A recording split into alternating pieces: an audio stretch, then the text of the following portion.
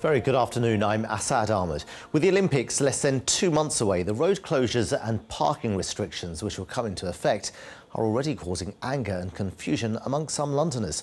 So campaigners want more information to be given to those who are likely to be affected, while vulnerable people have told us they fear the changes will leave them trapped in their homes.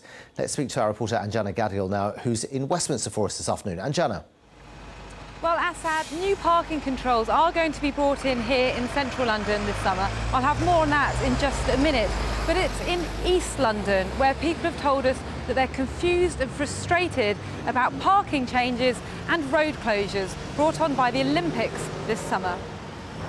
He's got the views, but he can't go out and enjoy them. Philip Batchelor has severe osteoarthritis and relies on subsidised cabs to get around. But road closures near his Tower Hamlets flat during the Olympics means cabs can't pull up outside. I was recovering all last summer, so this was the summer that I was going to be able to get out. And it just means a lot to have a life, and I don't have that. And the Olympics is basically causing trouble for a lot of disabled people. Near Victoria Park in Hackney, it's parking that's the issue. People need Olympic permits to park here from June, but the signs are causing confusion, exacerbated by the council bringing controlled parking zones at the same time. I am now confused because it's saying an event zone ends, but on the other side it is saying that it's been suspended. So I don't know if it relates to this side or if it relates to that side. I don't even understand the Olympic one yet. It's quite confusing because they're giving us different permits there, different permits here.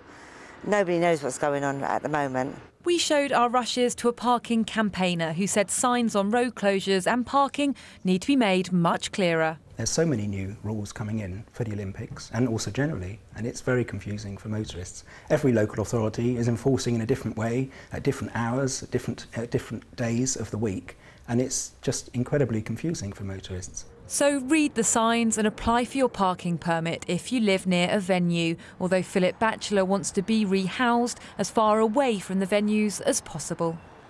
Anjana, it looks like there's quite some confusion there in East London. How's it looking in central London where you are now? Well, Assad, you'll remember that earlier this year, Westminster Council had planned to bring in overnight parking controls, which proved to be very controversial and eventually they were scrapped. But this summer, during the Olympics, we will see overnight parking controls, as well as overnight parking wardens. Now, one of their functions is to make sure that overnight deliveries run smoothly, because that will be happening for the first time. But another function is to act as enforcement officers and hand out penalty charge notices where appropriate. So the key thing really is this summer to find out what the rules are on parking in your area and try not to get caught out. Back to you. OK, Anjana Gadiel, thanks very much.